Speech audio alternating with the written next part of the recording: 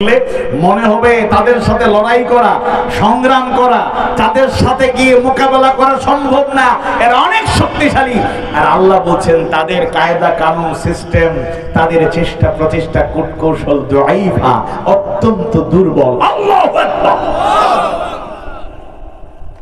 সূরা আনফালের ৪৫ নম্বর আয়াত কারিমায় আল্লাহ সুবহানাহু ওয়া তাআলা তার ঈমানদার বান্দাদের বলছেন, যখন তোমরা কোন দলের মুখোমুখি হও, অবতীর্ণ হয়ে যাও, কোন সংগ্রাম লড়াই চূড়ান্ত লড়াই যদি তোমাদের সামনে চলে আসে, তখন তোমরা অবিচল থাকো এবং বেশি বেশি করে আল্লাহর স্মরণ করো, আল্লাহর জিকির করো। সুবহানাল্লাহ। বুখারীর 2965 এবং 2966 নম্বর হাদিসের বর্ণনায় পাওয়া যায়, রাসূল সাল্লাল্লাহু আলাইহি ওয়াসাল্লাম এর এক যুদ্ধে তিনি বিষয়টি বর্ণনা করেছেন। আব্দুল্লাহ ইবনে আবি আওফা বলেন, এক যুদ্ধে রাসূল সাল্লাল্লাহু আলাইহি ওয়াসাল্লাম সূর্য পশ্চিম আকাশে যাওয়া পর্যন্ত অপেক্ষা করলেন, তারপরে ভাষণ দিতে দাঁড়ালেন এবং বললেন, হে মানুষগণ, যারা উপস্থিত ছিলেন তাদেরকে বললেন, হে মানুষগণ, তোমরা শত্রুর সাথে সাক্ষাতের আকাঙ্ক্ষায় থেকো না, ইচ্ছা করে যুদ্ধ সংগ্রাম করতে যেও না, তারপরও যদি সাক্ষাৎ হয়ে যায় তখন ধৈর্যের সাথে টিকে থাকো, আর মনে রেখো তরবারির ছায়ার নিচেই জান্নাত। আল্লাহু আকবার। ইচ্ছে করে যুদ্ধ কামনা করো না, বিপদ মুসিবত কামনা করতে আল্লাহ রাসূল নিষেধ করেছেন। আর যদি চলে আসে তখন ধৈর্যের সাথে শুনুন। সৈয়দ আবুল আলা মাওদুদী রাহিমাহুল্লাহ তিনি ধৈর্যের 6টা অর্থ বলেছেন। স্বাভাবিক যে অর্থগুলো আমরা জানি এগুলো তিনি বলেছেন, আর 6 নম্বরে একটা অর্থ বলেছেন যে ধৈর্যের চূড়ান্ত একটা অর্থ হলো অন্যায় অবিচারের সমুচিত জবাব দেওয়া। আল্লাহু আকবার। মক্কার ধৈর্য ছিল মাইর খাওয়া, মক্কার ধৈর্য ছিল জেলে থাকা, বন্দী থাকা, মক্কার ধৈর্য ছিল প্রয়োজনে বাড়িঘর ছেড়ে হিজরত করা।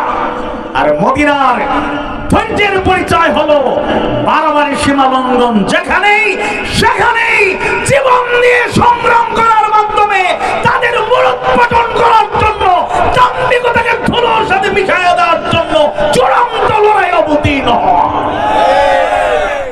ইচ্ছা করে একটা যুদ্ধের ইতিহাস কেউ বলতে পারবে না স্বেচ্ছায় গিয়ে কারো উপর আঘাত করা হয়েছে, আক্রমণ এসেছে, বাধা প্রতিকূলতা এসেছে, প্রতিহত করা হয়েছে, প্রটেক্ট করা হয়েছে। সেই প্রটেক্ট করতে গিয়ে আমাকে তরবারি দিয়ে আপনি মেরে ফেলবেন, আর আমাকে এক গালে থাপ্পড় দিয়েছেন, আমি ওম শান্তি বলে আরেক গাল পেতে দেব। মুসলমানরা এত বোকার জাতি না। আপনারা গুলি করবেন, আমরা কি ইট দিয়ে পাটকেল দিয়ে একটু প্রতিবাদ করতে পারবো না? ফিলিস্তিনের শিশুদের অবস্থা দেখবেন, শিশুদের অবস্থা, শিশুরা ওরা গুলি করতে চায়, দেখবেন তাদের সৈন্যদের সামনে একেবারে বুক টান করে দাঁড়ায়, প্রতিবাদ করে, মেয়েরা প্রতিবাদ করে। কারণ এদের জন্ম হয় বোমার আওয়াজ শুনে, গুলির আওয়াজ শুনে। আল্লাহু আকবার। তাহলে আল্লাহর পথে সংগ্রাম, আমরা স্বেচ্ছায় কারোর সাথে মারামারি কাটাকাটি দিয়ে যাব না। সিচুয়েশন অ্যালাউ করলেই চূড়ান্ত লড়াই হবে।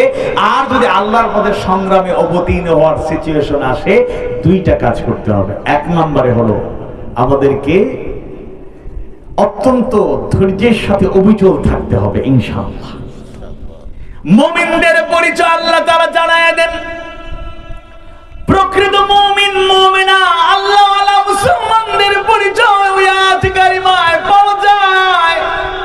সূরা হামিম মাসজিদার 30 নম্বর আয়াত কারিমায় আল্লাহ সুবহানাহু ওয়া তাআলা জানায় দেন, ইন্নাল্লাযীনা ক্বালু রাব্বুনাল্লাহু সুম্মা ইসতাকামু তাতানাজ্জালু আলাইহিমুল মালায়েকা আল্লা তাখাফু ولا تحزنوا وأبشروا بالجنة التي كنتم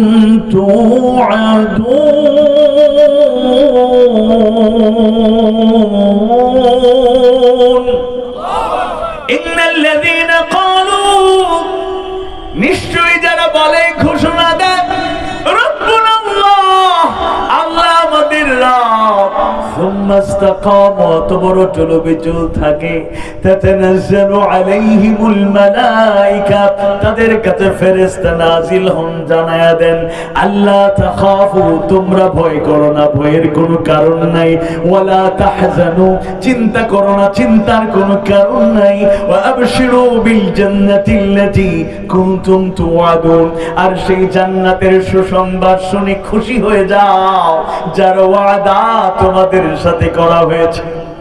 হিজরতের সময় আল্লাহ রাসূলের সঙ্গী ছিলেন আবু বকর সিদ্দিক রাদিয়াল্লাহু আনহু। একটা পর্যায়ে ঘেরাওয়ের মধ্যে পড়ে গেলেন, গুহায় আশ্রয় নিলেন।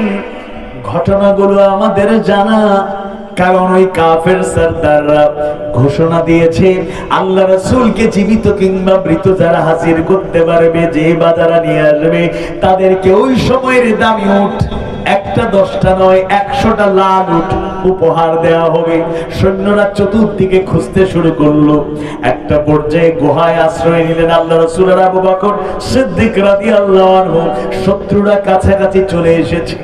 আবু বকর সিদ্দিক রাদিয়াল্লাহু আনহু আল্লাহর রাসূলকে কতটা ভালোবাসতেন আমরা জানি। সাহাবীদের মধ্যে আল্লাহর রাসূলকে এত ভালোবাসতে আর কেউ পারেন নাই। কিয়ামত পর্যন্ত কোন মুমিন, সবার ঈমান, সবার মহব্বত আবু বকরের সাথে তুলনা করা যাবে না। আল্লাহ রাসূলকে শুধু বললেন, ইয়া রাসূলুল্লাহ, ইয়া হাবিবাল্লাহ। শত্রুদের ঘোড়ার খুরের আওয়াজ পাওয়া যায়, কাছাকাছি চলে এসেছে। আল্লাহ রাসূল মুচকি হাসি দিয়া ওই আয়াতের অংশটুকু শোনায়া সান্ত্বনা দিয়ে দিলেন, লা তাহজান ইন্নাল্লাহা মা'ানা, লা তাহজান, চিন্তার কোনো কারণ নাই, চিন্তা করো না। হে আবু বকর, তুমি মনে করছো আমরা একা হয়ে গিয়েছি? না না, ইন্নাল্লাহ, নিশ্চয়ই আল্লাহ তাআলা মা'ানা, আমাদের সাথে আছেন। আল্লাহু আকবার। দুর্বল ইমানদারদের যুগেও এমন দৃষ্টান্ত আমাদের চোখের সামনে ঘটে গেল। ইসলামের কথা, ইসলামী আন্দোলনের কথা, ইসলামী সংগঠনের কথা, ইসলামী আদর্শের কথা, ত্যাগ আর কুরবানির নজরানা দিতে গেলে আমরা মিশরের ইতিহাস, ফিলিস্তিনের ইতিহাস বর্ণনা করতাম। আল্লাহর ফয়সালাতে আল্লাহ তাআলা এমন কুরবানি করার সুযোগ এই দেশের ইসলামের পথের পথিকদেরকে দিয়েছেন। আজ উদাহরণ দেওয়ার জন্য অন্য জায়গায় যাওয়া লাগে না। উদাহরণ আমাদের আশেপাশেই অনেক উদাহরণ তৈরি হয়েছে। সুবহানাল্লাহ। বিশ্বনন্দিত মুফাসসিরে কোরআন, কোরআনের পাখি, এই জনপদেরই রত্ন, পার্শ্ববর্তী এলাকার মানুষ, টেকনাফ থেকে তেতুলিয়া, রূপসা থেকে পাথুরিয়া, গোটা দেশেই শুধু নয়, সরাসরি 50টা দেশে তিনি সফর করেছেন। তার বয়ান আজকেও শুনলে, যখনই আমরা রেকর্ড গুলো শুনি, রাসূলের সেই হাদিসটা বারবার মনে পড়ে যায়, ইন্না মিনাল বায়ানি লাসিহরা, নিশ্চয় কোন কোন বক্তৃতায় আছে জাদুর প্রভাব। সেই বিশ্বনন্দিত মুফাসসিরে কোরআন, কোরআনের পাখি, শহীদ আল্লামা দেলাওয়ার হোসেন সাইদি রাহিমাহুল্লাহ, 13টা বছর তাকে বন্দী করা হলো।